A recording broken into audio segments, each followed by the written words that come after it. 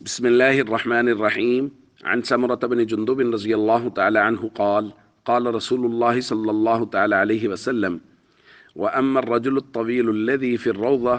فإنه إبراهيم عليه السلام، وأما الولدان الذين حوله فكل مولود مات على الفطرة. رواہ البخاری۔ نبی کریم صلی اللہ علیہ وسلم نے ارشاد فرمایا کہ فرشتوں نے مجھے بتایا کہ وہ دراز قد شخص جو باغ میں نظر آئے وہ حضرت ابراہیم علیہ السلام تھے، اور جو بچے ان کے چاروں طرف تھے وہ بچے تھے جو بچپن ہی میں فطرت پر فوت ہو گئے۔ دوستو، نبی کریم صلی اللہ علیہ وسلم کے اس خواب کا ذکر کیا جا رہا ہے جس میں نبی کریم صلی اللہ علیہ وسلم کو بہت سے مناظر دکھائے گئے۔ ان میں بعض جگہ تو گناہوں کی سزائیں دی جا رہی تھی اور بعض جگہ جنت کے یا اچھے مناظر نبی کریم صلی اللہ علیہ وسلم کو دکھائے گئے۔ یہاں یہ بات ذہن میں رہنی چاہیے کہ یہ خواب الگ ہے اور واقعہ معراج الگ ہے، اور واقعہ معراج تفصیل سے پہلے بیان کیا جا چکا ہے، اور وہ واقعہ معراج جسمانی تھا اور نبی کریم صلی اللہ علیہ وسلم کو بیداری کی حالت میں ہوا ہے۔ یہ ایک الگ خواب ہے جو نبی کریم صلی اللہ علیہ وسلم نے صحابہ کرام کو سنایا۔ حضور نے فرمایا: فَأَتَيْنَا عَلَى رَوْضَةٍ مُعْتَمَّةٍ فِيهَا مِن كُلِّ لَوْنِ الرَّبِيعِ، پھر ہم ایک باغ میں آئے جو بڑا ہی سرسبز تھا اور اس کے اندر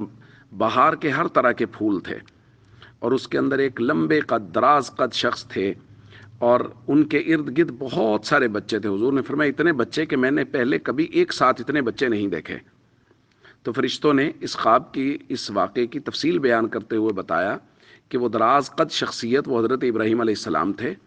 اور ان کے ارد گرد جو بچے تھے یہ وہ بچے ہیں جو فطرت اسلام پر بچپن ہی میں فوت ہو گئے،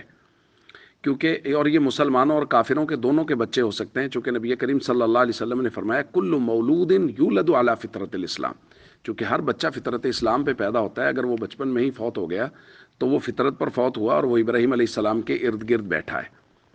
تو یہاں بہت بڑی تسلی ہے ان والدین کے لیے جن کے بچے بچپن میں چلے گئے۔ ایک تو وہ ابراہیم علیہ السلام کے پاس بیٹھے ہیں، نبی پاک صلی اللہ علیہ وسلم دیکھ کے آئے اور حضور نے ہمیں خبر دی ہے،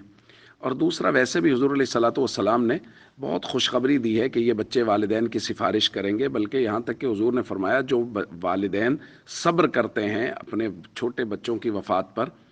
تو اللہ تعالیٰ فرشتوں سے کہتے ہیں کہ یہ مشکل وقت میں میرے بندے نے صبر کیا ہے اور میری تعریف کی ہے، تو ابنوا لہ بیتا فی الجنت وسموہ بیت الحمد، اس کے لیے جنت میں ایک گھر بناؤ اور اس کا نام بیت الحمد رکھو۔ اس لیے جن کے بچے بچپن میں فوت ہو گئے ان کو اللہ کی رحمت سے ہمیشہ امید رکھنی چاہیے، بلکہ یقین رکھنا چاہیے کہ وہ ہمارے لیے قیامت کے دن سفارشی بنیں گے۔ السلام علیکم ورحمۃ اللہ وبرکاتہ۔